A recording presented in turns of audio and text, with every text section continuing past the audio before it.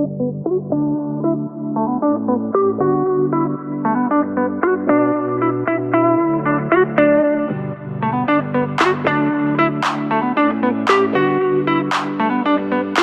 this is a little about me. I wanted to go with a slide deck format because I like visuals and I'm a visual person. So I kind of learn by looking at things. And this is a little about me. So I'm originally from India. I come from this city called Bangalore, but currently I live in Vancouver, Canada, like I mentioned. I happened to move to Vancouver, Canada because I pursued my MBA from UBC, which is the University of British Columbia, which is the native university here. And prior to that, I have an industrial engineering background, which I pursued in India. So my career has, like Marcelo mentioned, varied across different types, but primarily in the startup space. While I was doing my engineering, I started my first company, which was with a couple of friends in the space of theater. Because I've been doing theater, which is drama in the space since I was 8, and we happened to participate in in a competition in my city and won it, which kind of threw us into the bus. And a lot of mentors who said, guys are great.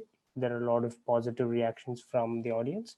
Why don't you have a structure and then build a company around it? Like honestly, we had no idea, and we were like in our third year of engineering, which is a 4-year course, and um, that's how my first stint with entrepreneurship started. So after which we wrote our own original plays and tried to identify auditoriums where we could showcase our work.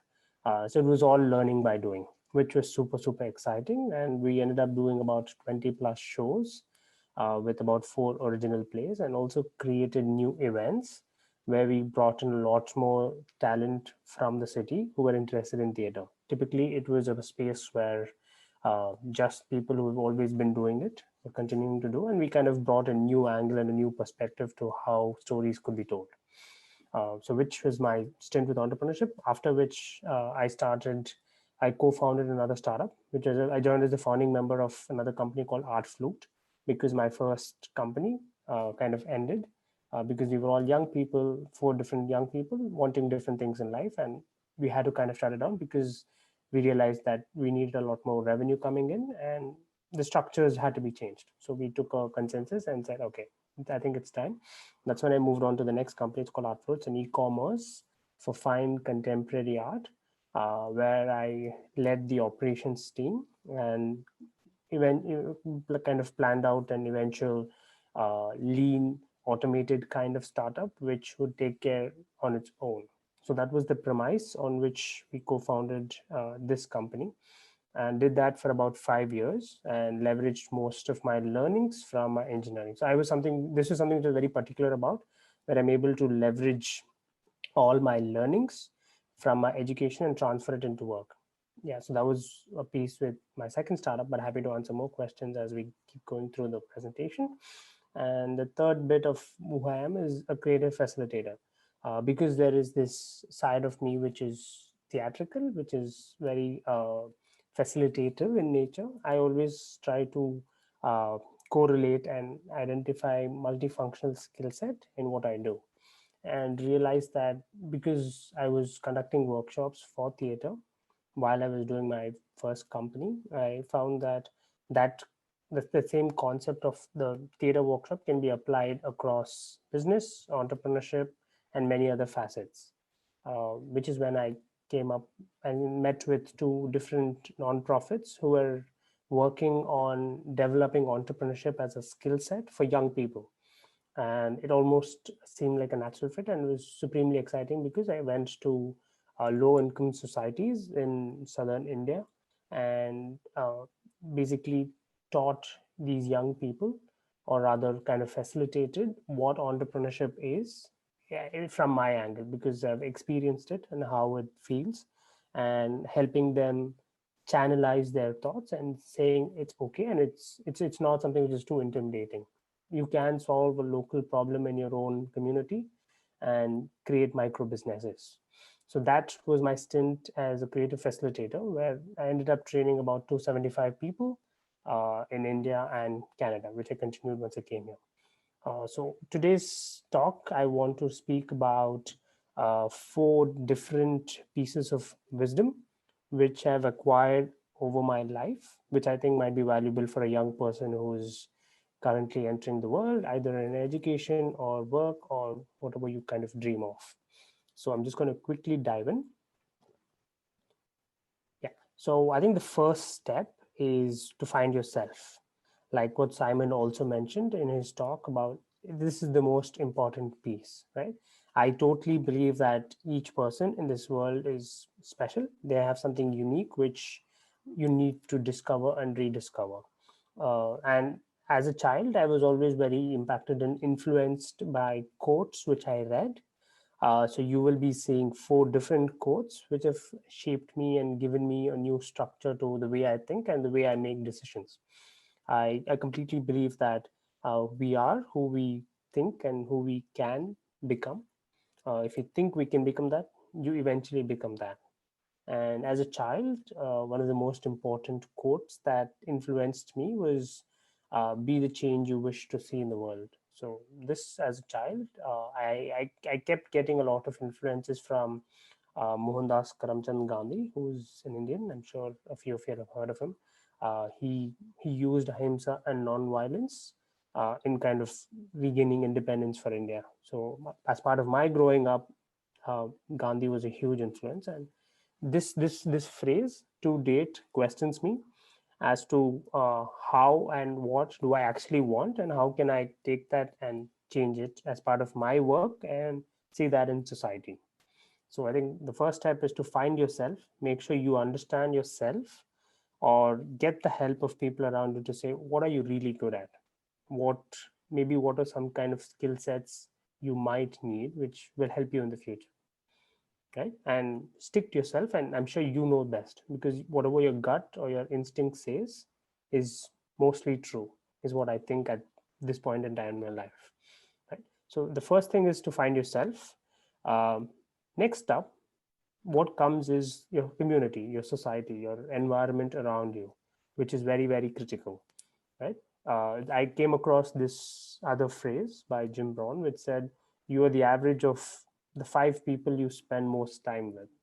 And I learned this. I mean, I came across this when I was about 18 to 20, and it also started making me wonder, uh, who am I spending my time with, and is this something which I want to do? I mean, your family and friends are something you are always coming in with, but beyond that, uh, try to identify five people or a group of people you wish to be or you aspire to be like, which I think is very, very critical. And then I started seeing, is there a community which I can join? Is there a club? Is there a group? For example, the two nonprofits I worked with, I had an absolute amazing time, because though the people I met with were the kind of people I would like to be. They were doing some phenomenal work, and there was so much learning for me which inspired me.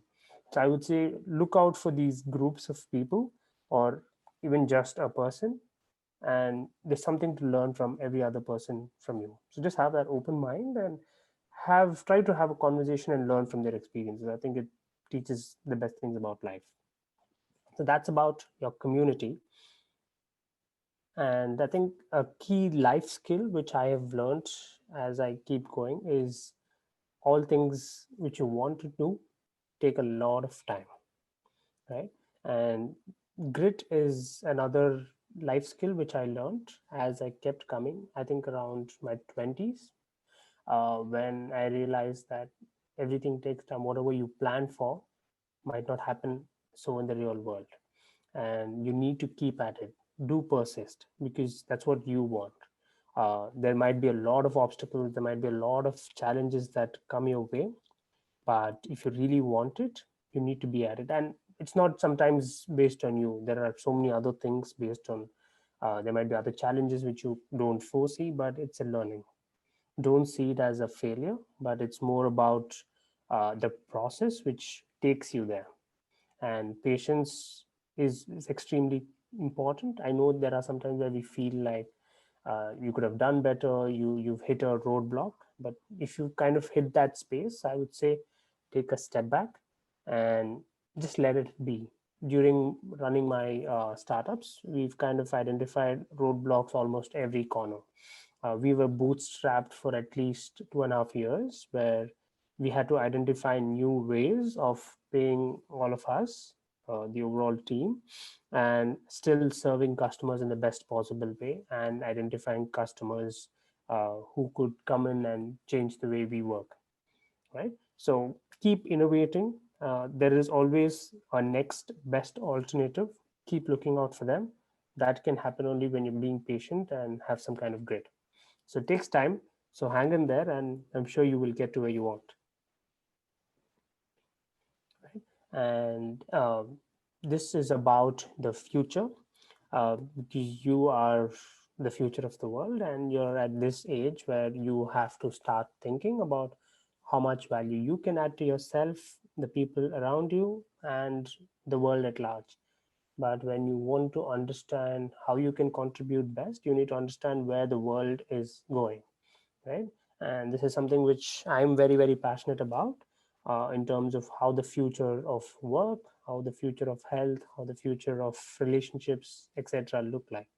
So, as a project, as part of my Global Shapers community, I lead this specific project called Future Proof 2030, which focuses on bringing young people from the city onto the table to understand where they are at, and kind of giving them a snapshot of what is being planned in 2030 for them and in the world, and how would they like to see their world, right? So it becomes a very critical component in understanding what young people think and relaying it back to the government and the organizations which have power. So we are at that stage. And while I've been reading about it, one clear or important skill set which keeps coming out is uh, how can people constantly learn, unlearn, and relearn. So a lot of thought leaders in the space of future of work constantly speak about any person who needs to grow and kind of sustain themselves in the next 15, 20, 30 years needs to kind of keep learning. So learning is a constant process. You need to be at it, and also unlearn and relearn, because the world is changing at a very rapid pace. And with COVID and the pandemic, it's definitely gotten accelerated. So if you know something, try to keep learning another skill set. Say, for example, the number of technologies which are shaping us in terms of artificial intelligence, machine learning, genomics, or even the Internet of Things, for example. How can you constantly keep learning new things and also unlearn? Because unlearning will become important, because what you know already, maybe there's more to it, or there's a completely different thought leadership piece on that. So try to kind of etch this within yourself, in the sense that learn, unlearn, and relearn is the way of the future. So these are the four things which I wanted to share in order to discover and create how your future should look like. One is find yourself and choose your community. Make sure you develop grit and patience. And also for the future, you need to make sure how you can learn, unlearn, and relearn whatever you know.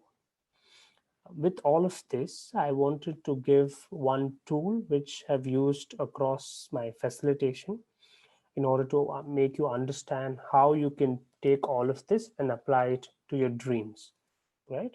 So there is something called a dream tree as an activity which we do while we facilitate. I'm not sure if any of you have come across this, but uh, what happens is this: you could do this after the session, either today, tomorrow, the next week, weekend, whenever. But try to make a note of this if you can, where this is just a sample of the kind of tree I envision in my head when I think of my life as a tree, where you need to take a sheet of paper and a pen or a pencil or whatever you like, and some colors if that's how you see your tree. But your tree should be very unique to your own self, right? And when you draw your roots, these roots are the people which shape you, and who, excuse me, who influence you and who you think you want to have in the future. So just put people's names or whatever form you like them at the roots, and your trunk, which supports the roots and connects you to the leaves and the fruits and the flowers. You can have any of it, but your trunk is who you are. Like I spoke about, find yourself. This is your component which has your interests, your strengths, your weaknesses, right? It can be anything, it can range across whatever. You must be hardworking, you know how to cook, you know you're very good at math, you like football, but you need to put that there in whatever way you like it. Write it down, color it, draw, whatever works for you. And after that, when you kind of move away from the trunk, is where you have your leaves, your branches. Those are your dreams. So just list down any and every dream you have. It can be the biggest thing, like going to the moon, or just making sure you want to drink a particular kind of coffee, right? Just try to map out every kind of dream you have, because when you're young you have a lot of dreams, and this is one place to capture it. And whenever you feel that you're hitting a roadblock, you don't know where you are at, it might be really valuable to go back and look and say, you know what, this is what I want to do. And that will keep you going and keep you pushing. I still look to my dream tree, which I kind of drew about 10 to 12 years ago, and it still excites me because there are so many more things which I've never done, and that gives me a great positive vibe and feel. And with that, I kind of wish all of you the very best in getting to your dreams and succeeding in whatever you are, and stay happy. That's great, Jerome. Thanks for the framework. It makes it so much Yes. easier, right, to adapt to different circumstances. The Yes. one question that I have is related to all the hundreds of people that you worked with and Mhm. you counsel them on achieving the dreams. Uh, can you cluster them into different categories like introverts and extroverts? I mean, how do you identify the characteristics of those who are really going to succeed? Right. I don't try to, when I'm trying to facilitate a workshop or do a training, I don't try to cluster them, because I believe in letting people be by themselves. Typically, when you go into a classroom where that's how the workshops look like, you can easily identify there's always a 10% of extrovertedness, and you will be able to see that they're always popping up and talking, right? But there's another group which is very quiet, and they have a lot of things to say, but by nature they don't say enough. So what I kind of do is I do a lot of icebreakers, or do some activities which neutralizes the classroom or the workshop space in a way that everybody starts opening up. So I give a chance to make sure that everybody succeeds and opening up. So my kind of piece to the what I tell people who are extroverted and introverted is, extroverted is, I know you have a lot to say, but let's give others a chance. I want to make this a safe space where everybody is heard and everybody comes up with great ideas. And to the introverted people, I say, this is your chance. Don't hesitate. Say whatever you feel like, and make sure kind of give them that equi space thing. And I believe that some of the most brightest ideas which come out of a workshop are from possibly the quietest people, because you need to be giving them that space and that kind of environment to open up. But I think it's very critical for everybody to kind of see that every person who exists has a very unique thing to give and add value. And the other questions related Mhm. somehow to that is which sectors Mhm. you believe will be the best for teenagers and young adults to focus on? I mean, which sectors are the easiest to say achieve success when you're young and you don't have a lot of experience, but you have a lot of passion and purpose? Right. Uh, that's a very good question, and I think it's too generic. And I'm a person who believes in the philosophy of, each person has their own kind of skill set and interests which aligns them towards a particular thing. But largely, I would say the young people need to focus on technology. Whatever you're interested, whatever your education or your career may be, make sure you understand and learn a few softwares which kind of might shape the future. Because in the future of work, I see a lot of automation happening, which kind of can hamper jobs, and which kind of makes the world challenging, maybe in 2030, 2040. But that also opens up another avenue of entrepreneurship, right? Even if you have a main job, I would say so. Entrepreneurship and technology is the kind of future I foresee, where even if you have a job, try to have a side hustle. Yeah. It can be anything. It can be even having an Amazon store by selling basic things, or having a small retail or a pop-up store in your community, right? Try to identify problems within your community.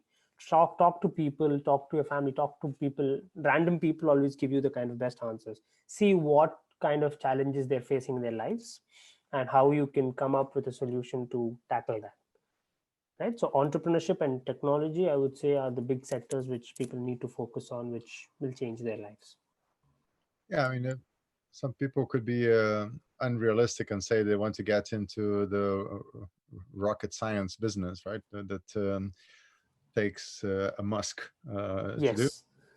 And they have certain activities such as e-commerce with drop shipping, and you Yes. can do that when you're 15, and that's going Yes. to be a side hustle. This is what's going to be, putting money in your savings so that you can go to the university once, not the one that you can afford.